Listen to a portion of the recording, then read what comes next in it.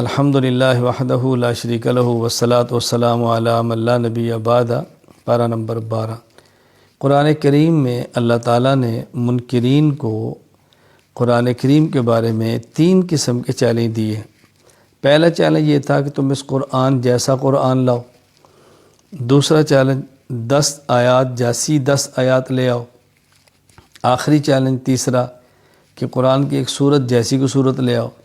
تو یہاں 12ویں پارے میں جو چیلنج ہے وہ 10 صورتوں کا ہے کہ تم قرآن کریم کی 10 صورتوں جیسی 10 صورتیں لے کر آؤ، وہ تم نہیں لا سکتے، تو پھر سمجھ لو کہ قرآن کریم برحق ہے اور تمہارے الزامات اعتراضات سب جھوٹ ہے۔ تو اللہ تعالیٰ نے یہ چیلنج دیا ہے۔ سب سے اہم یہ ہے کہ پارہ نمبر 12 میں اللہ تعالیٰ نے انبیاء علیہ السلام کے واقعات کو ذکر فرمایا ہے۔ سب سے پہلے حضرت نوح علیہ السلام کا ذکر فرمایا، پھر حضرت ہود علیہ السلام کا ذکر فرمایا، پھر حضرت صالح علیہ السلام کا ذکر فرمایا، پھر حضرت ابراہیم علیہ السلام کا ذکر فرمایا، پھر حضرت لوط علیہ السلام کا ذکر فرمایا، پھر حضرت شعیب علیہ السلام کا ذکر فرمایا، اور پھر تفصیل کے ساتھ حضرت یوسف علیہ السلام کا ذکر فرمایا۔ حضرت نوح علیہ السلام کا واقعہ بیان فرمایا کہ جب قوم شرک میں حد سے تجاوز کر گئی، اللہ کا حکم آ گیا کہ آپ کشتی تیار کرو۔ کشتی تیار ہو گئی، آپ نے جو کلمہ گو تھے کشتی میں سوار فرما لیا، جانوروں میں سے نر اور مادہ جو جانور تھے وہ بھی اس میں بٹھا لیے، آسمان سے پانی برسا، زمین سے پانی نکلا، سیلاب آیا۔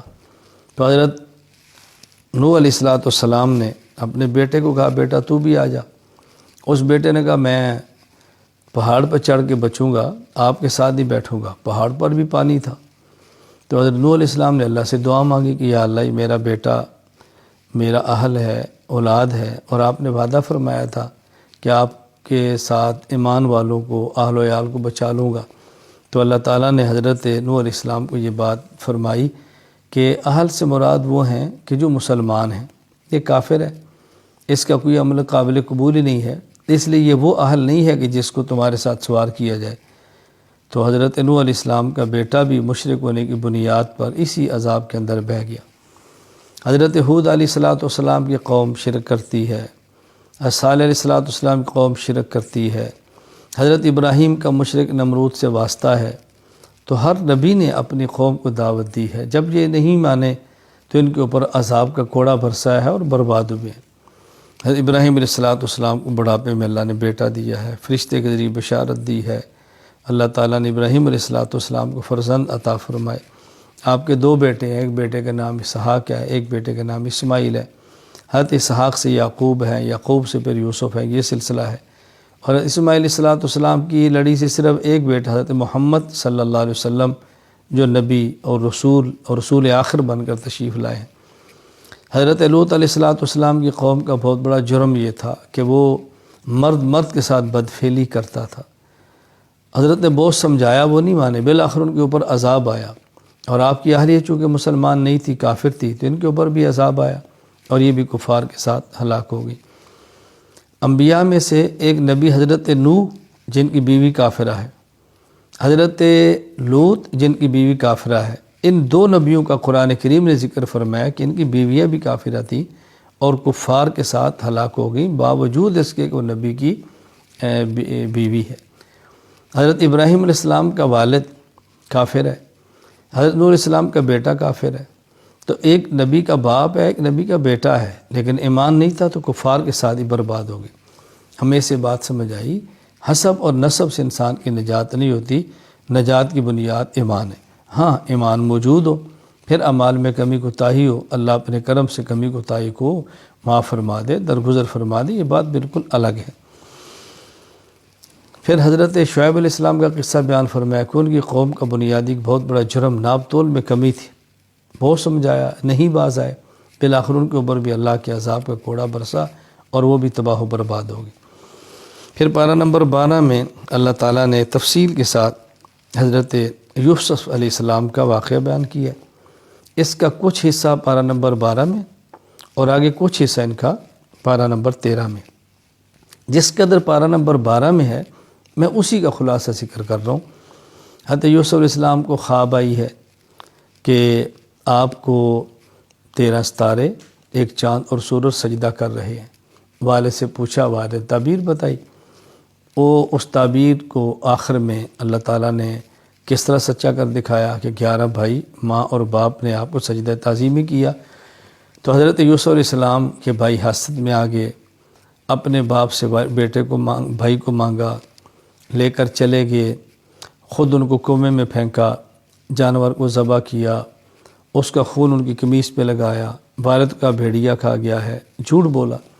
یوسف علیہ السلام گزرتے قافلے نے اٹھا لیا، ان کو مصر میں جا کے بیچ دیا، عزیز مصر نے خریدا، اس کے گھر میں بڑے ہوئے، اس کی بیوی زلیخا ان پر فریفتہ ہو گئی، بہت کوشش کی، ان تہمت لگا دی۔ یوسف علیہ السلام اس تہمت کی وجہ سے جیل کے اندر گئے ہیں اور ایک عرصہ جیل کے اندر گزارا ہے، اور زلیخا الزام لگاتی رہی۔ اللہ تعالیٰ نے ایک صفائی کا موقع آپ کو دیا جو آخر میں بات آئے گی۔ تو آپ جیل میں چلے گئے، ایک عرصہ جیل میں گزارا، پھر جیل میں آپ کو 2 قیدی ملے، ان 2 قیدیوں نے اپنے خواب بتائی، آپ نے ان دونوں کو تعبیر بتائی، تعبیر کے مطابق ان دونوں کے ساتھ معاملہ ہوا۔ جس کے بارے فرمایا تھا کہ تو بری ہوگا اور بادشاہ کا ساقی بنے گا، وہ ساقی بنا۔ جس کو فرمایا کہ تو سولی چڑھ جائے گا، وہ سولی چڑھ گیا۔ پھر یوسف علیہ السلام کے دور میں جو بادشاہ تھا اس نے خواب دیکھی، اس نے اس خواب کا ذکر کیا اپنے ان علماء کے ساتھ جو اس کے دربار کے تھے، ان کو خواب کی تعبیر نہیں آتی تھی۔ تو یہ جو جیل سے رہا کر آیا تھا، یوسف علیہ السلام نے اس کو تعبیر دی تو بادشاہ کا ساقی بنے گا۔ اس نے کہا مجھے اجازت دو، میں جاتا ہوں۔ تو پھر یہ جیل میں گیا، یوسف علیہ السلام سے خواب کی تعبیر پوچھی، یوسف علیہ السلام نے بتا دی، اس نے واپس آ کر خواب کی تعبیر بتائی، بادشاہ بہت خوش ہوا۔ تو بادشاہ نے کہا بھی اس کو لے آؤ، یہ تو بہت اچھا آدمی ہے۔ جب یوسف علیہ السلام کو لے جانے کے لیے جیل میں بادشاہ کا نمائندہ پہنچا تو یوسف علیہ السلام نے فرمایا کہ میں آتا ہوں، لیکن پہلے ذرا ان عورتوں سے پوچھو کہ جن نے ہاتھ کاٹا تھا وہ قصہ کیا تھا۔ وہ قصہ کیا تھا کہ یوسف علیہ السلام پہ زلیخا فریفتہ ہے اور وہ چرچا مصر میں ہو گیا، عورتوں نے تانے دینے شروع کیے۔ تو زلیخا نے اپنی سہیلیوں سے عورتوں سے کہا تمہیں پتہ ہی نہیں وہ بندہ کون ہے، تم دیکھو تو صحیح۔ دعوت کی، دسترخوان بچھایا، یوسف علیہ السلام کو آپ باہر بلایا، آپ تشریف لائے۔ تو تانا دینے والی عورتوں نے دیکھا تو حسن دیکھ کر دھنگ رہ گئی۔ انہوں نے اپنی انگلیاں، یعنی انگلیاں تھیں، پھل ہاتھ میں تھے، اور جب ایسے چھری ہاتھ میں ہے اور ایک ہاتھ میں پھل ہے، پھل کاٹنے لگی تو پھل سے نکل گئے، ہاتھ تک کٹ گئے۔ یعنی اس قدر یوسف علیہ السلام کو اللہ نے حسن عطا فرمایا تھا۔ تو حضرت یوسف علیہ السلام نے بادشاہ سے فرمایا کہ ذرا قصہ تو تحقیق کرو، ہاتھ کیوں کٹے تھے، مصر میں کیا ماجرا تھا۔ تو جب تحقیق کی تو یہ بات کھل گئی کہ یوسف علیہ السلام بے گناہ ہیں، آپ کا قصور نہیں ہے، قصور زلیخا کا ہے۔ تو پھر زلیخا نے بھی تسلیم کیا کہ میرا قصور ہے، ان کا جرم نہیں ہے، میں نے گناہ کیا، میں نے کوشش کی تھی، لیکن یوسف نے اپنے آپ کو بچا لیا۔ اس کے بعد پھر بادشاہ نے کہا کہ ان کو لے کر آؤ۔ یہ پارہ نمبر 13 میں اگلا قصہ ہے، انشاءاللہ وہاں ذکر کریں گے۔ فی الحال یہ بات میں نے آپ کے سامنے عرض کر دی ہے۔ حضرت یوسف علیہ السلام کے میں واقعے سے بات سمجھ آتی ہے، اپنے محسن کا خیال کرنا چاہیے، مربی کا خیال کرنا چاہیے۔ یوسف علیہ السلام تو نبی ہیں، معصوم ہیں، تو پھر بھی آپ نے جو بنیادی بات کی نا زلیخا کی دعوت کو قبول نہ کرنے کے سلسلے میں، انہوں نے فرمایا کہ دیکھو میرا مربی ہے، میری تربیت کی ہے، میرا محسن ہے۔ یہ ظالم لوگوں کا کام ہے احسان فراموشی، میں جرم کبھی نہیں کر سکتا۔ جرم تو جرم ہوتا ہے، لیکن سمجھانے کے لیے بات آپ نے فرمائی، اس لیے احسان فراموشی کبھی نہیں کرنی چاہیے۔ اور یہ جو مکر و فریب ان نے کیا تھا یہ کبھی نہیں کرنا چاہیے۔ یہاں اللہ تعالیٰ نے عورتوں کے مکر کا ذکر کیا اور فرمایا ان کیدکن عظیم، تمہارا مکر تو بہت بڑا ہے۔ اس کا معنی یہ نہیں کہ ہر عورت کو مکار کہیں، ہر عورت کو مکاری کہیں، مکر مرد بھی کرتے ہیں، اور اس یہاں پر نہیں کیا ہے۔ مطلب ہے کہ بہت بڑی یہ سازش تھی، اللہ نے اپنے نبی کو اس سازش سے محفوظ رکھا، گناہ سے بھی بچا لیا، اور جو الزام تھا آئندہ اس سے بھی بچا لیا، اور ان کی برات بھی ہو گئی۔ اللہ نے اپنا کرم فرمایا۔ اللہ تعالیٰ اس واقعے سے جو عبرتیں ہیں ہمیں حاصل کرنے کی توفیق عطا فرمائے۔ یوسف علیہ السلام نے جیل میں جانا برداشت کر لیا ہے، لیکن زنا کے گناہ کی طرف جانا برداشت نہیں کیا۔ اللہ ہمیں بھی یہی اپنی ترتیب اور حکمت اختیار کرنے کی توفیق عطا فرمائے کہ گناہوں سے جتنا ہو سکتا ہے بچیں۔